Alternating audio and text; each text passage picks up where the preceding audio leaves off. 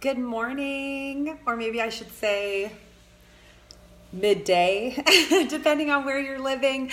I am originally from the Toronto area in Canada, so I'm used to Eastern Standard Time, but I do live in Pacific Time now, so it is a little different being, I think, in that in this West Coast time zone. So good morning. I'll give just one minute just to let everyone kind of hop on, and I will dive right in because I do love to just get right to it. I know that you guys are all super busy. You're likely moms or working women like I am, and time is always of the issue. Hello, BC. Oh, good. West Coast. We got it. Same Pacific time. Hi, Kimberly. Hi, Betsy. Betsy's coming, I know, from the UK. So good job. Good morning, you guys. It's so nice to see you. Thanks for hopping on. Okay, well, I'm going to get started because, like I said, I don't really love wasting time on these things. I know how important your time is. If we have not met before, my name is Bria Evenson. I am the creator of the She Community and Success Fit, which is a group of women and some men empowering others to live their healthiest and most fulfilling life. The She Community is really focused around women, supporting women and empowering them and equipping them to find self-love through health and fitness. And just to give you a little bit about me, I'm a mom of two. Like I said, I'm from Canada. I'm Canadian, but I do live in the U.S. right now. My husband's American. We're nice and close to his family, enjoying some sunshine. And I think that's one of the beautiful things about what I do, about running an online business as an online entrepreneur, is that you really can live wherever. And I think that's a super huge goal that I've always wanted, is that flexibility. But I'll give you a little bit of my story so we can kind of connect before I dive right in. And I like to sort of sum up my story in the 3 S's: self-love, sisterhood, and success. And for me, I'm 36. I spent, I'd say, 31 of those years trying to find self-love, trying to understand the value of it and how to lock it in for myself. I struggled a lot with body image issues as a teenager, all the way through my 20s. And, you know, it's funny because I was actually raised with parents who really, that was just not a focus. They always told me I was smart and hardworking and wonderful just the way I am. And so it certainly wasn't a nurture thing. It was something for me, struggling with my body size, body shape, my worth being tied to that was something that really came, I guess, from the decisions I made about myself based on what society was saying. And so when I was 31, I'd had both of my kids. I really found myself lost kind of all over again. I think before I'd had children, I got my mind right. I'd met my amazing husband. We're actually married 11 years today. And I knew that I couldn't go back to bad, negative ways of treating my body. But it didn't change the fact that those demons were all still very much there for me. So I had two children at that point in time. I still do. But when my youngest was not quite 1, I remember thinking I needed to do something different. And I trained and I ran a half marathon, which was not different for me. That sort of had been my go-to of finding myself healthy body image and finding myself, I guess, in an area that I felt good about my body. But I ran this half marathon and I trained better for that half marathon than I had trained for anything else. And, at the end of it, I was really proud of myself. Sorry about that. You've run things before like this. A lot of you guys train for these and they're amazing goals, and I was proud of myself. However, what I found was that I still wasn't happy with where I was. I didn't feel very good in my body. I was still struggling with these demons and I couldn't run anymore. I remember thinking to myself, how much do I have to run every single day? How do I leave my kids and run all of this to feel good in my body? And that was when something really shifted for me. That was when I really realized I needed to do something different. So I dove on into a program Some of you guys may have heard of it before, called P90X. I'd had friends that told me about it, and I leaned right into this program all the way in. Like, I thought, I'm just going to follow this. I'm going to do my best in the nutrition, and I'm going to never miss a workout, and I'm going to surround myself with other people to help me stay accountable. And I would even Google YouTube videos of women in my age bracket just to see their transformation, to keep myself motivated. And in that process, I realized that my self-love didn't actually come from being a certain size or shape or weight. It came from accomplishing something that I was proud of and being surrounded by people that made me feel good and reminded me that I could do this. I don't know about you, but I have been in situations in my life, my whole life, where if I wanted to change my body or lose weight or be healthier, I have been shamed about it, guilt shamed. And I think that there's a lot of guilt and shame around weight loss. And it was the first time in my life where I really felt like I was surrounded by people who just wanted me to do well, who wanted me to feel good, who believed the same thing. And that was a huge eye-opener for me. I found myself at the end of that challenge in my life, like almost like the shackles had really come off. It was like I finally wasn't even thinking about what my body looked like. I was just proud of myself and my body for what it could do. And that was the most freeing piece for me. And it just kind of lit that light bulb where I was like, I cannot let this go. I can't go back to who I was. I need to hold on to this for myself, because it really did finally eradicate those demons, those body image demons that I'd been struggling with for so long, and allowed me to stop thinking about what my body felt like and looked like, and started just being focused on living, on the time I got to spend with my kids and my spouse and my friends and my family, and not thinking about how my clothes felt and where they dug in and what am I going to wear, because I felt uncomfortable in everything. So on one hand, I knew that I needed to continue this for me. And on another, I just knew that there were so many women out there who had the same struggles. And that was kind of that turning point for me to recognize, like, I needed to do something else.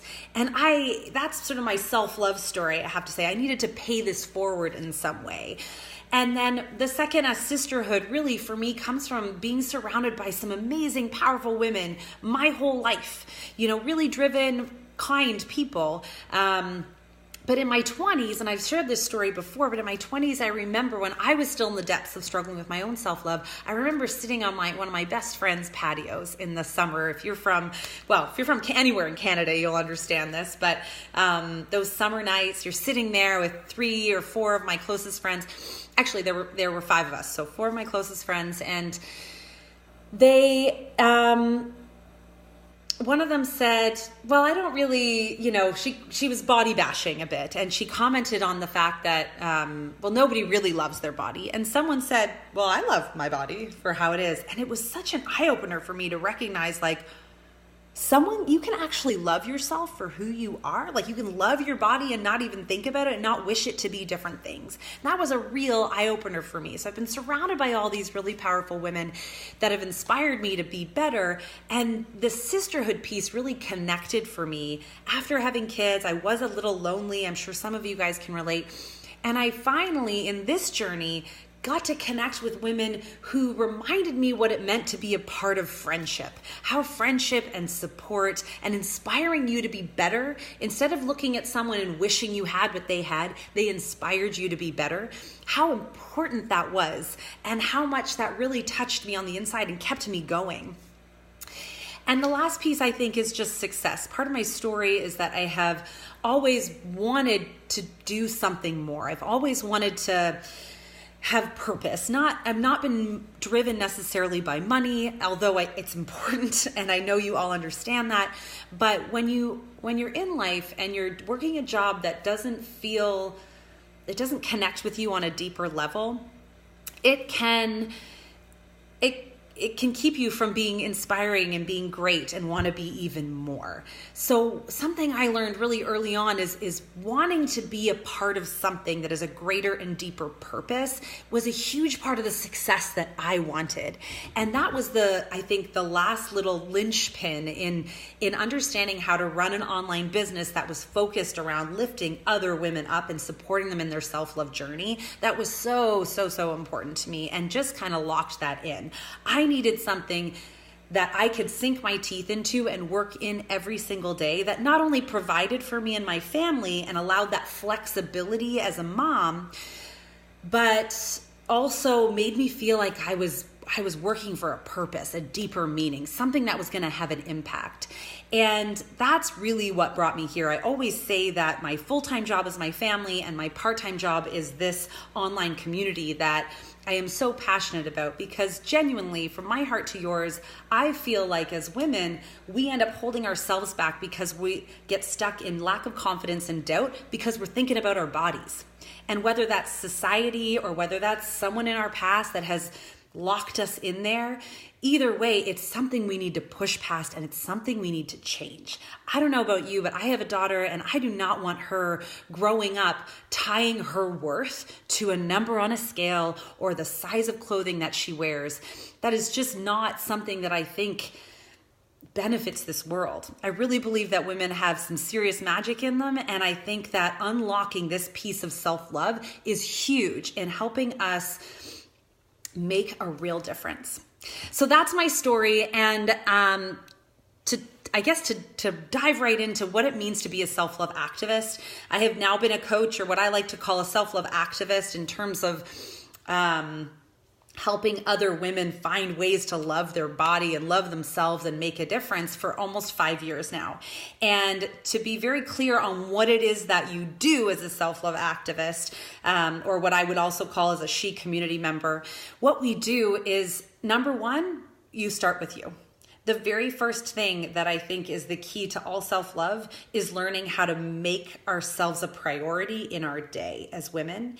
And so the first thing that you'll do is work with me and unlock that piece of how do I find fitness or moving my body in a way daily or every other day that fits into my life and makes me feel so good. How do I eat and find a nutrition plan or program that works with the way I like to eat and what makes me feel good? Not that you can't ever eat other things, but in a way that balances in your life. How do I fill my mind with the positive energy and the positivity that is required for me to feel just like I am lit up every single day? So that is always the very first piece of becoming a self-love activist. It's coming in to this community that we have created, or that I've created, and connecting with other really positive women and understanding how to lock down that piece of moving your body, fueling it well, and fueling your mind every single day with some type of inspiration or healthy personal development and growing. That's the first thing that we do. We put ourselves first as a self-love activist. The second thing that we do is we learn to share to inspire. I like to use social media. It allows me to connect with you guys all across multiple countries. But I also think in life, in our day-to-day life, being that light for other people is really important. So whether you want to use social media as a way to share what you're doing and share your life and share how to make this a part of your mission, being a self-love activist, whether you want to use social media to do that, or whether you want to do that in your day-to-day life, in person with people, or whether you want to do a balance of both like I do, that is the second piece that you do as a coach, and that will teach you to do, is how to share to inspire. And the third thing that I would say we do is lead the way. So the most effective thing that we do as self-love activist leaders is run these online accountability groups, help women learn how to carve out time for themselves every single day and feel good about it. in whatever way that looks like to them. Maybe it's yoga, maybe it's a brisk walk, maybe it's a hard, intense workout, maybe it's lifting heavy weights, whatever that might be in whatever time frame that is. It's running a group that allows women to come together, follow a program to carve out that time for themselves in fitness, in nutrition, and in personal development and mental growth. And so as a self-love activist, you'll start to lead the way by running groups like that of your own. So that's what we do. Those are the three things I think that you do as a self-love activist if you want to come on and be a part of that. And what I get to do and the other parts of our team get to do is help you understand how to do those things. And you get to come right on in first and experience it yourself and invite whoever you want without the pressure of knowing how to do it yourself. Because we're not personal trainers necessarily, although some are. We're not nutritionists, although some are. I'm neither of those things. What you are is, I think, and why I like to call it a self-love activist, is you're a leader in a passion that matters, in teaching other people and other women that to carve out that time for themselves is so critical. So that is what we do. And how you do it, I would say, is a few different ways. You get to start by coming in, as I said, and joining a challenge. I made some notes here so I didn't forget, sorry. But you get to be a part of this community that we like to call the SHE, which is the Sisterhood of Self-Love and Holistic Empowerment. And it's a private community off of social media, because I know a lot of people aren't super into social media, but it is also can be an amazing way to connect with others. But we have a private community off of social media that allows you to come in and to invite other people in as well, and to join a challenge group that really connects with them. So to choose a program, to choose nutrition, to choose personal development that connects with them, and also be surrounded in a safe place with other women. So how we do it is really by inviting people into this community and making that community a really incredible place. So we're always asking questions on how to better understand what our struggles are. How can we improve in health and fitness as moms, as non-moms, as career women? And we also have some amazing forums in there that are going to address all of those areas as well. So it's coming into the community, and that's how we do it. And as well, I guess along with that is the training that you get as well. So part of being a part of the community is that you'll gain access to all the training that we offer. Everything from being able to understand how to use social media, or how to run a community-based club where you connect with other women and help them, even fitness for kids, that kind of thing. And in this process, the way you earn money as a coach or as a self-love activist is with the programs that you're able to provide for people. So when someone joins into the community, or when you are investing into a program that is going to help you achieve the goals that you want, then you do make a commission off of that. So those are the key elements I would have to say about being a self-love activist. It's coming in and really believing in this mission, in wanting something a little bit deeper, and really standing for something. So if anything that I have said has connected with you or resonated with you, and you want either more information or you want to have a one-on-one call, those are the next steps. It's to set up a one-on-one call with myself or any other of the SHE community members who may have invited you to this call and this event, and give you an opportunity to hop in and understand how to be your best self. So that would be the next steps. If I can answer anything for you right now live, I hope that you'll feel comfortable asking. I know there have been some questions on here, but I can see Lainey, I'm back, excited. Thanks, Tori, for my eyelashes. Thanks for hopping on, you guys. But really, the real focus here is women empowering women. It's finding that priority and making yourself that priority in your daily life, and understanding that you are not alone. So if I can help at all, if there's anything, Kathy, thanks for saying you're interested in learning more. I will reach out to you after this call so that I can answer that for you. But I can't express to you the importance of how it all starts with you. It starts with you mastering, carving out that time for yourself and making yourself a priority every single day. It starts with you surrounding yourself with other women who are positive influences and not negative influences, and just remembering that when you put yourself at first, when you like fill that cup up first, that spills over to all the other people in your life. And that was, I think, one of the biggest things I struggled with as a mom and as a woman, was deciding that I mattered enough to carve out that time for myself. And I have a really supportive spouse, and like I said earlier, I have very supportive family members, but it didn't change the fact that somewhere I struggled with feeling worthy to carve out this time for myself. And instead I would use it as an excuse.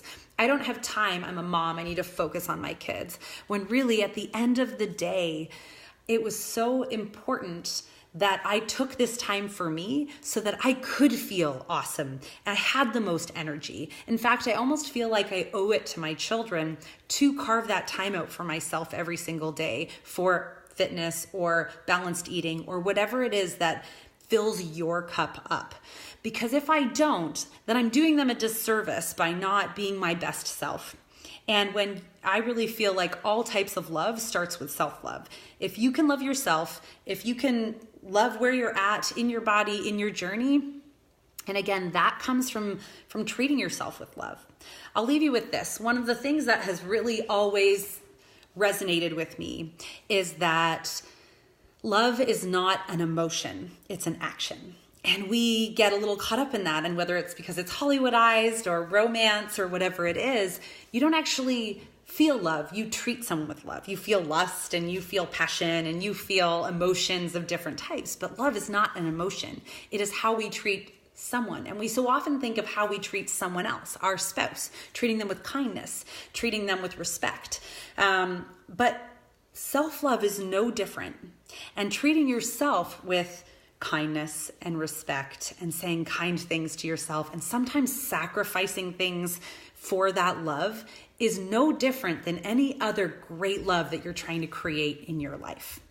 So whether you're here because it is time for you to make a change, or whether you're here because you are already passionate about self-love and making a difference, the important thing to understand is that you can make that difference. And if you're into self-love and sisterhood and you're itching for some new level of success in your life, then I want to connect with you and share with you further about the She community that we've created and help you understand this mission that we have going forward. Because it's us coming together as women and really standing for this that's going to make a difference for our daughters and our daughters' daughters. I don't want my daughter growing up with body image issues, and I might not have control over that at this point, but the more I move on this piece, the more I focus on self-love for myself and am that example for her, the more I believe that my granddaughter might have a really great chance of growing up without any of those struggles. Thank you guys so much for hopping on, for being here today. Please don't hesitate to reach out. I should say one last thing. I know I've had a few last things, but when I first joined a group, like I said, and I was really quiet because I felt very uncomfortable being open in that. And I think that is okay. If you need to talk to me one-on-one, just send me a personal message. I will certainly be following up with all of you guys who've connected here or who engaged. I know that not everyone was able to watch this, but just understand that you can make that difference, and it always starts with you. So whether you want to be a self-love activist and you want to actually lead people, or whether you just want to lock in that piece of self-love, there's space for you in the She community to do that. And the opportunity is yours for the grabbing. And I just want to encourage you that if nothing changes, nothing changes. Don't forget that. If you want to be different, you got to do something different. And that's what we're doing here. Have an amazing, amazing day, you guys. Thank you for hopping on. So much love to you all, wherever you are in the world. And, sending a little love out for you. Bye.